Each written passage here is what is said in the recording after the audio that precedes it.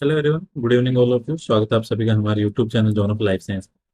तो अपन ने जो सीरीज स्टार्ट की है आपके हरियाणा असिस्टेंट प्रोफेसर जो जूलॉजी का एग्जाम है उसका जो स्क्रीनिंग टेस्ट होने वाला है मई के अंदर, उसके लिए अपन ने एमसीक्यू सेशन स्टार्ट कर रखे हैं। ठीक है। जिसके अंदर अपन सारी यूनिट जितने भी सिलेबस टॉपिक है उन सबको माइंड में रखते हुए अपन इजी टू लेके हार्ड मॉडरेट सारे क्वेश्चन अपन सॉल्व कर रहे हैं, जो कि आपके एग्जाम के लिए काफी इंपॉर्टेंट है। ठीक है? तो दो पार्ट अपने तक अपने अपलोड कर दिए। हर पार्ट के अंदर अपन 50 क्वेश्चन सोल्व कर रहे हैं। दैट मीन्स अभी तक अपने 100 क्वेश्चन सोल्व कर लिए। तो जिन्होंने प्रीवियस लेक्चर नहीं देखे हैं, एक बार आप जाना, HPSC assistant professor screening test के नाम से प्लेलिस्ट बनी हुई है, वहां पे जाके आप प्रीवियस दोनों वीडियो देखना, आपको काफी हेल्प मिलेगी। ठीक है। इंपॉर्टेंट क्वेश्चन हैं, एग्जाम के लिए काफी इंपॉर्टेंट है। तो जिन्होंने प्रीवियस लेक्चर नहीं देखे हैं, एक बार आप जाकर उनको देखना, आपको 101% आपको डेफिनेशन, उनके प्रॉपर कॉन्सेप्ट, जितने इंपॉर्टेंट पीवाईक्यू है, एमसीक्यू है, सारे के सारे आपको वहां पे देखने को मिलेंगे। ठीक है। तो एग्जाम के लिए काफी इंपॉर्टेंट सेशन है, तो उनको एक बार देखना। तो आज का सेशन पर स्टार्ट करते हैं। थर्ड सेक्शन आज अपना, दो पहले जो अपने हो गए सेशन। तो आज का सेशन अपन देखते हैं। पहला क्वेश्चन अपना 101 से, which one is not showing respiration bye general body surface. आपको यहाँ से ये बताना है कि कौन सा ऐसा एनिमल्स है, ऐसा एग्जाम्पल है जिसके अंदर आपके जनरल बॉडी सरफेस से जो रेस्पिरेशन की प्रोसेस नहीं होती। तो सिंपल ध्यान रखो, जो आपके स्टार्टिंग के जैसे प्रोटोजोआ है, कोरिफेरा है, सिलेंट्रेटा है, इनके अंदर आपके रेस्पिरेशन के लिए जो ऑर्गन्स हैं, एक्सक्रेशन के लिए जो ऑर्गन है, वो सारे के सारे क्या होते हैं यहाँ पे, अब्सेंट होते हैं। ठीक है। और अब्सेंट है तो कॉमन सी बात है, ये सारी की सारी प्रोसेस किससे करेंगे, जनरल बॉडी सरफेस से। लेकिन आर्थ्रोपोडा के पास में आपके पास बुक लंग्स है, बुक गिल्स है, ट्रेकिया है, तो ये सारे आपको कहाँ देखने को मिलते हैं, आर्थ्रोपोड्स के अंदर। तो आर्थ्रोपोडा के अंदर आपकी जो रेस्पिरेशन है वो जनरल बॉडी सरफेस से नहीं होगा, यहाँ पे आपके अलग अलग ऑर्गन्स है स्पेसिफिक। दैट्स वाई आपका 101 का जो राइट आंसर वो होगा ऑप्शन नंबर डी, क्योंकि आपके प्रोटोजोआ, पोरिफेरा, सिलेंट्रेटा, टिनोफोरा। ठीक है। और यहाँ तक आपके इन सब के अंदर आपके रेस्पिरेशन के ऑर्गन्स हैं, लेकिन आपके आर्थ्रोपोडा के अंदर नहीं है। So option number D will be correct. कोडा टेंडिन इज फाउंड इन, एक सॉरी क्वेश्चन रिपीट हो गया, ये पाई जाती है आपके हार्ट की जो वेंट्रिकल है उसके अंदर। ये पहले का क्वेश्चन था, वापस आ गया। Another norm of mitral valve. तो माइट्रल वॉल आप किसका नाम है, ये आपके जो बाइकस्पिड वॉल होता है उसका आपका नाम क्या है, माइट्रल वॉल है। ठीक है। जो आपके दो वॉल है, बाइकस्पिड और ट्राइकस्पिड। तो आपकी जो बाइकस्पिड है जिसका नाम है माइट्रल वॉल, तो ये तो रहेगा आपके लेफ्ट एट्रियम और लेफ्ट वेंट्रिकल के बीच में।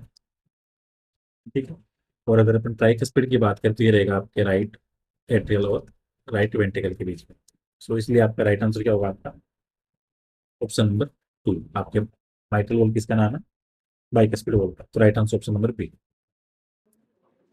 क्वेश्चन नंबर 104 है, ये भी रिपीट हो गया। Biological scissor in genetic investigation and enzyme है, उसको बोलेंगे जो आ रही है बायोलॉजिकल सीजर्स। सो ये भी रिपीट है। सो 5 वाला रिपीट हो गया। अच्छा, ये शायद तीन चार क्वेश्चन रिपीट हो गए। कैंसर का जो कोज का मेन रीजन है वो आपके अनकंट्रोल माइटोसिस होता है उस कंडीशन के अंदर। तो आपके क्वेश्चन नंबर 102, 104 और 105 ये क्वेश्चन आपके रिपीट है। कोई नहीं, जिन्होंने प्रीवियस लेक्चर नहीं देखे अभी इसको देख रहे हैं उनके लिए इंपॉर्टेंट। 106 है, in which signalling signalling molecules are transported by blood stream. देखो जब अपन सेल सिग्नलिंग पढ़ते हैं उसका वीडियो अपन डालेंगे, तो उसके अंदर एक तो आपके आता है एंडोक्राइन सिग्नलिंग, एक आता है आपके पेराक्राइन, एक आता है आपके autocrine, and last one is juxtacrine. चार नाम पढ़ते हैं अपन सिग्नलिंग के अंदर। एंडोक्राइन के अंदर क्या है, जो लॉन्ग रेंज की डिस्टेंस कवर करनी होती है, तो उसके अंदर आपके किसके द्वारा होता है, ब्लड स्ट्रीम के द्वारा। जो सिग्नलिंग मॉलिक्यूल है वो इसके द्वारा जाएगा। ठीक है। पेराक्राइन के अंदर क्या होता है, जो आपकी नेबरिंग सेल होती है एकदम क्लोज प्रोक्सिमिटी के अंदर, उसके लिए आपके पेराक्राइन सिग्नलिंग होती है। ऑटोक्राइन के अंदर क्या होता है, जो इफेक्ट है वो सेम सेल के ऊपर होता है, इफेक्ट ऑन सेम सेल। ठीक है। और जो जक्स्टाक्राइन है इसके अंदर होता है आपके फिजिकल कॉन्टेक्ट होता है सेल्स के बीच में सिग्नलिंग के लिए। तो क्वेश्चन के अंदर ये पूछा है कि ब्लड स्ट्रीम के द्वारा कौन जाएगी, तो ब्लड स्ट्रीम के द्वारा जाते हैं आपके एंडोक्राइन सिग्नलिंग, ये आपको ध्यान रखना है। और इनके एग्जांपल भी ध्यान रखा करो, जैसे आपके अलग अलग हैं। जैसे आपके अगर पैराक्राइन की बात करें, तो पैराक्राइन के अंदर आपके जो न्यूरो वगैरह है वो शो करते हैं आपके पैराक्राइन। ठीक है। ऑटोक्राइन के अंदर हो गए आपके जो अलग अलग इम्यून रिएक्शंस हैं, उनके अंदर आपके ऑटोक्राइन हो गई। जक्स्टाक्राइन के अंदर आपकी जो नोज सिग्नलिंग है, ठीक है, और जो क्लासिकल कैदरिंग सिग्नलिंग है, तो इसके अंदर आ गए। ठीक। तो आपके क्वेश्चन नंबर 106 है, वो ये पूछ रहा था कि जो आपकी कौन सी सेल सिग्नलिंग है जिसके अंदर ब्लड के द्वारा आपका सिग्नलिंग मॉलिक्यूल है वो ट्रेवल करता है, तो ये होता है आपके एंडोक्राइन सिग्नलिंग के अंदर। सो इसका right answer option number B. 107 है, in which signalling molecules produce an effect of same cell. अभी अपने बात की सेम सेल के ऊपर इफेक्ट कोज करेगा, तो वो करता है आपके ऑटोक्राइन सिग्नलिंग के अंदर। और एग्जाम्पल इसके साथ में ध्यान रखना, इम्यून रिस्पॉन्स। ठीक है, तो 107 का right answer option number B. 108, action of neurotransmitter is done by भी सिग्नलिंग, ये देखो अभी अपने बात की, तो पेराक्राइन सिग्नलिंग के द्वारा। ठीक है, और इसके साथ दो तीन बातें ध्यान रखो, क्लोज प्रोक्सीमिटी के अंदर होगा एक तो। ठीक है, तो इसका थोड़ा ध्यान रखना, और ये लोकल इफेक्ट शो करती है। तो 108 का राइट आंसर कि न्यूरो ट्रांसमीटर की सिग्नलिंग के द्वारा, तो पेराक्राइन के द्वारा। 109 है, which signalling require physical contact between cell. तो अभी अपने बात की जस्टाक्राइन, जिसके अंदर आपको फिजिकल कॉन्टेक्ट की रिक्वायरमेंट होती है, और इसके अंदर डायरेक्ट कॉन्टेक्ट है। ठीक है, लॉन्ग रेंज सिग्नलिंग की बात करें तो लॉन्ग रेंज होगी आपकी कौन सी, एंडोक्राइन सिग्नलिंग होगी, जो आपकी ब्लड के द्वारा जाएगी। ठीक है, तो यहाँ पे राइट आंसर हो गया आपका 110 का एंडोक्राइन सिग्नलिंग। 111 है, फोस्फोलाइपेज रिक्वायर्स फॉर एंजाइमेटिक एक्टिविटी। जो अपन सेल सिग्नलिंग पढ़ते हैं जिसके अंदर आपके फोस्फोलाइपेज आते हैं, तो उन फोस्फोलाइपेज को अपना वर्क करने के लिए किसकी रिक्वायरमेंट पड़ती है? तो फोस्फोलाइपेज को आपके कैल्शियम की रिक्वायरमेंट यहाँ पे पड़ती है, तो आपको ध्यान रखना। तो पीएलसी के लिए, फोस्फोलाइपेज के लिए आपको रिक्वायरमेंट है कैल्शियम की। So right answer option number A. Age of mammals, तो एज ऑफ मेमल्स के लिए आपका सिनोजोइक, ये आपको इंपॉर्टेंट है, ये क्वेश्चन बार बार आता है मेमल्स वाला, तो आपको ध्यान रखना है। 112 का राइट आंसर हो गया आपके option number A. Cell pattern in limpets is an example of. जो अपन तीन अलग अलग टाइप के नेचुरल सिलेक्शन टाइप पढ़ते हैं, स्टेबलाइजिंग है, डायरेक्शनल है, डिसरप्टिव है, तो ये पूछ रहा है कि जो आपके सेल पैटर्न लिम्पेट्स के अंदर, लिम्पेट्स किसके अंदर आता है? मोलस्का के अंदर। उनकी बॉडी के ऊपर क्या पाए जाते हैं? सेल्स। तो ये आपके जो सेल पैटर्न लिम्पेट्स के किसके एग्जांपल हो? आपके डिसरप्टिव सिलेक्शन के। ठीक है, देश में जो फोर्स है वो दोनों तरफ वर्क करेगा, ना कि किसी एक डायरेक्शन में, ना किसी एक कंडीशन के ऊपर। सो 113 का right answer option number C. Industrial melanism example हो, तो ये आपका है डायरेक्शन नेचुरल सिलेक्शन का, ये भी इंपॉर्टेंट है। ठीक है, जो अपन नेचुरल सिलेक्शन पढ़ते हैं तो इंडस्ट्रियल मैनरिज्म का जो एग्जाम्पल है वो सबसे कॉमन अपन पढ़ते हैं, तो एग्जाम्पल आपके डायरेक्शनल नेचुरल सिलेक्शन का। 115 है कि आपके यूनिट ऑफ नेचुरल सिलेक्शन, आपके नेचुरल सिलेक्शन की यूनिट है वो क्या है? वो होती है आपकी इंडिविजुअल। एक सेकंड, इधर ये नाम लिखने को बता देता हूँ।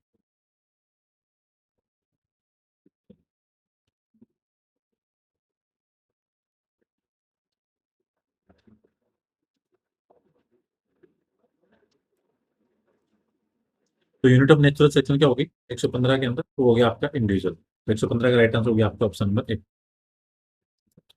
116, unit of evolution. Unit of evolution की बात करें तो वो आपकी पॉपुलेशन। तो unit of population, sorry, unit of evolution population. और नेचुरल सिलेक्शन की बात करें तो इंडिविजुअल, क्योंकि आपका नेचुरल सिलेक्शन पॉपुलेशन पर इंडिविजुअल पर काम करता है। ठीक है, तो राइट आंसर दोनों का क्या हो गया 115 के अंदर ऑप्शन नंबर 1, और 116 में ऑप्शन नंबर डी।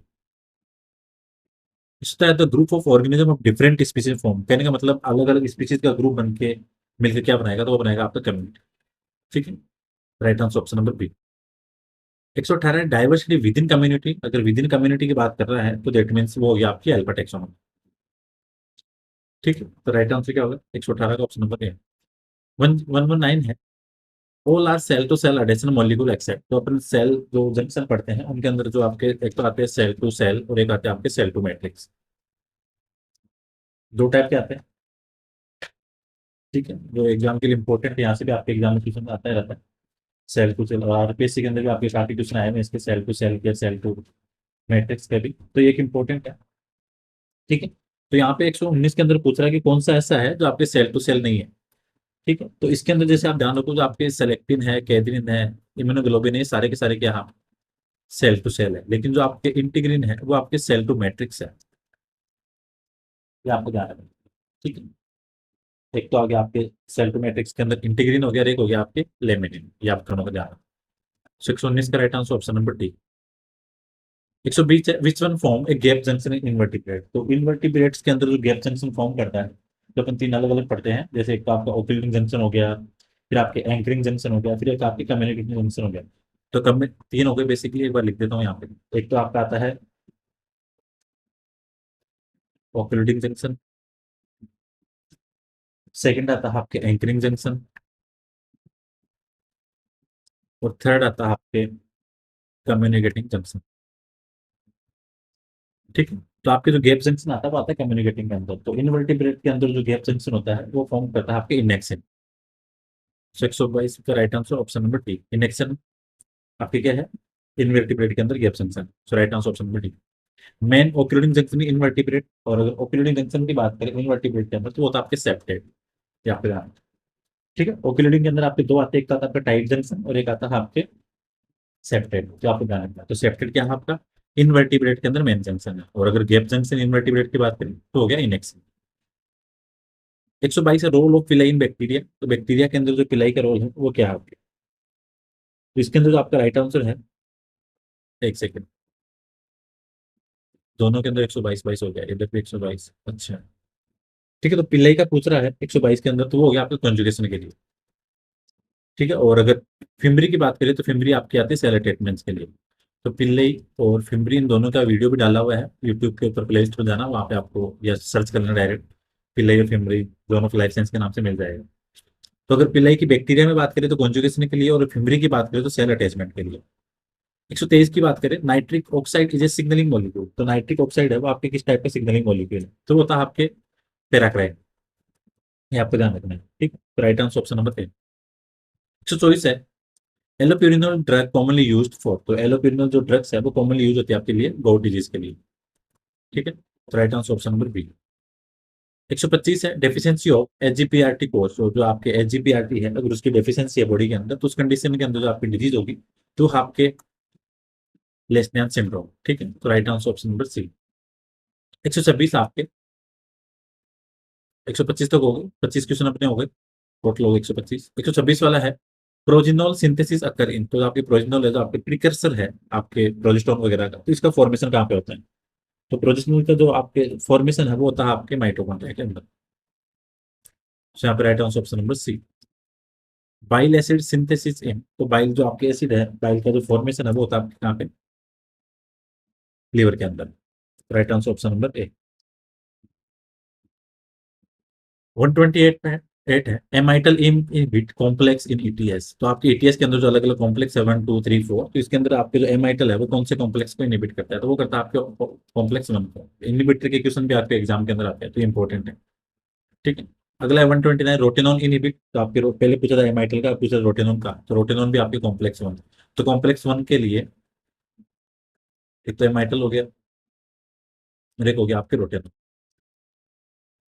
ठीक है। 130 आपके एंटीमाइसिन ए इनहिबिट कॉम्प्लेक्स इन। तो आपके एंटीमाइसिन है वो आपके कॉम्प्लेक्स थर्ड है उसको इनहिबिट करता है, ये आपको ध्यान रखना। Right answer option number 3।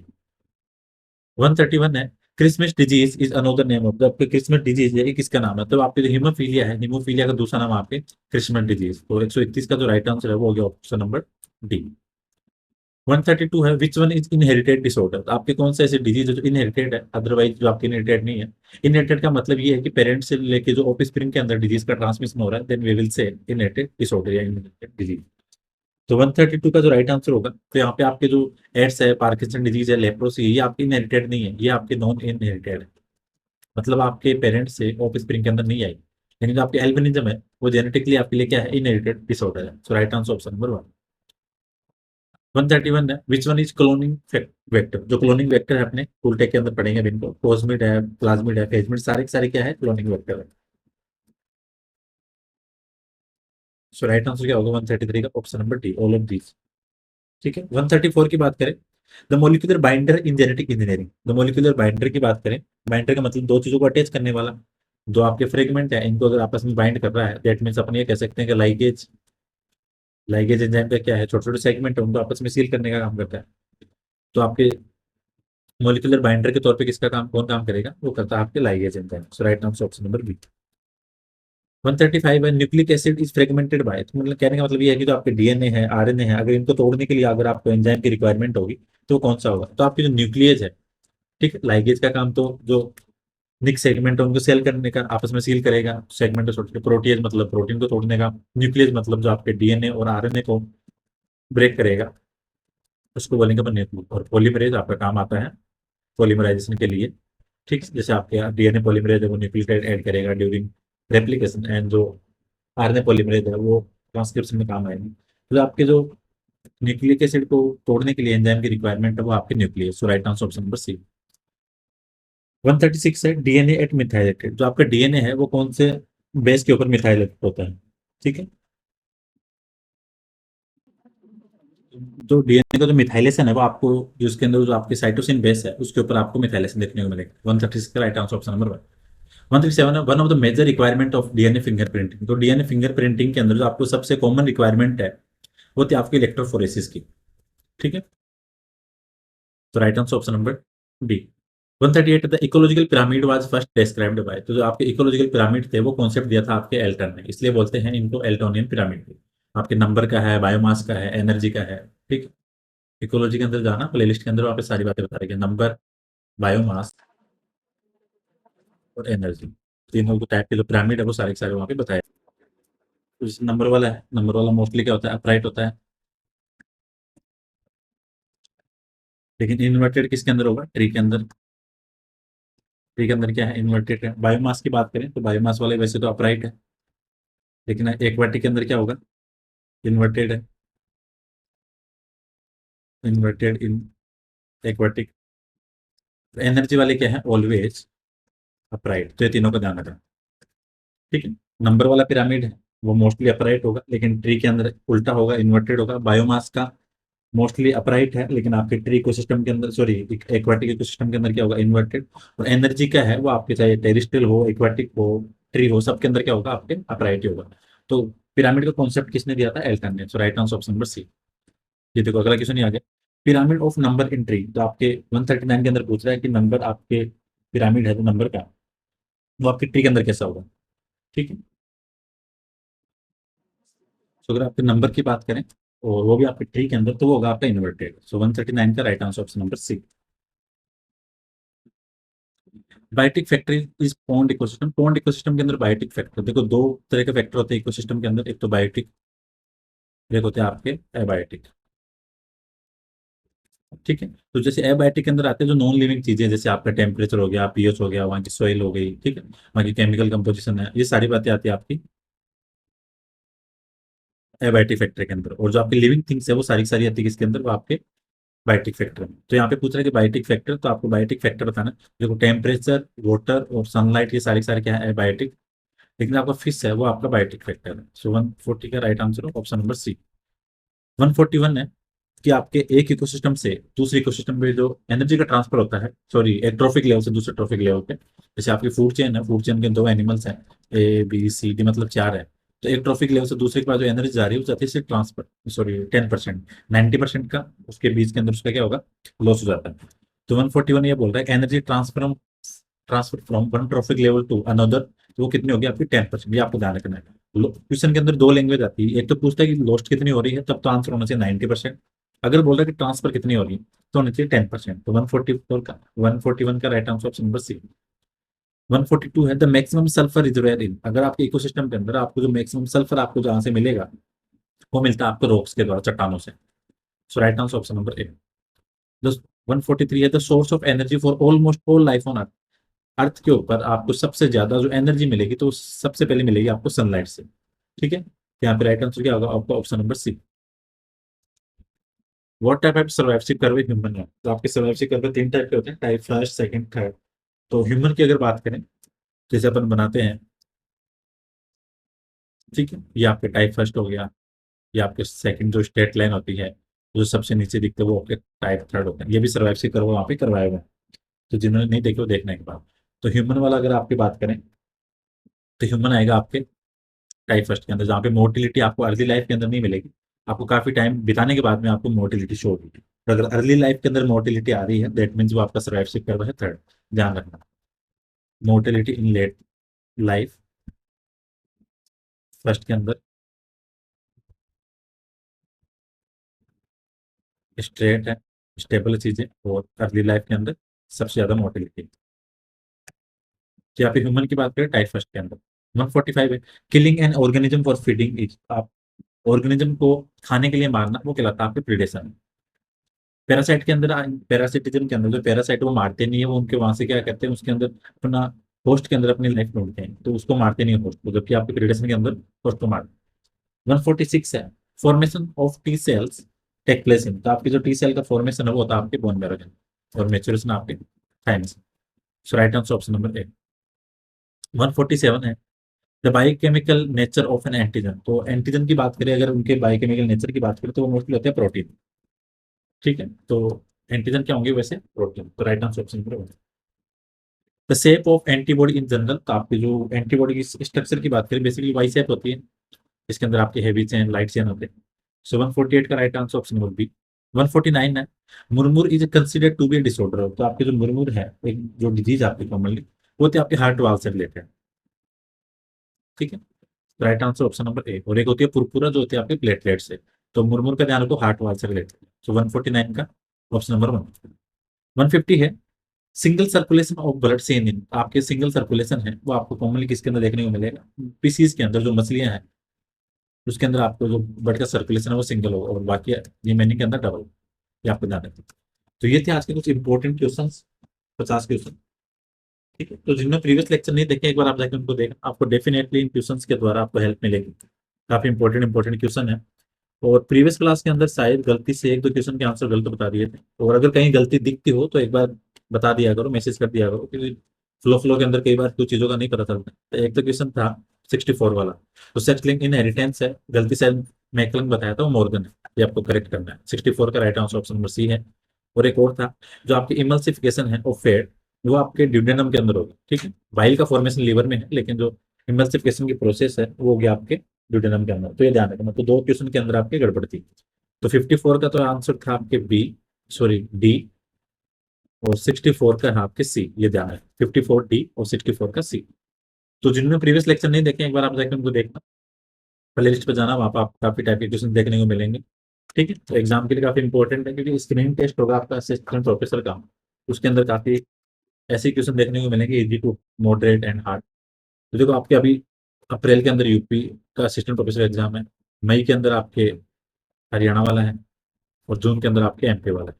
तो तीनों एस्पिरेंट है वो, इन सबको देखते रहना, आपको डेफिनेटली यहाँ से बेनिफिट मिलेगा। और दिसंबर में आपके आरपीएससी का है, तो अल्टीमेटली आपको चीजें यहाँ से काफी इंपॉर्टेंट मिलने वाली है। तो होपफुली सेशन आपके लिए इंपॉर्टेंट रहने वाला है। वीडियो को शेयर करना है, लाइक भी करना। So thank you so much for watching video, मिलते हैं नेक्स्ट क्लास में।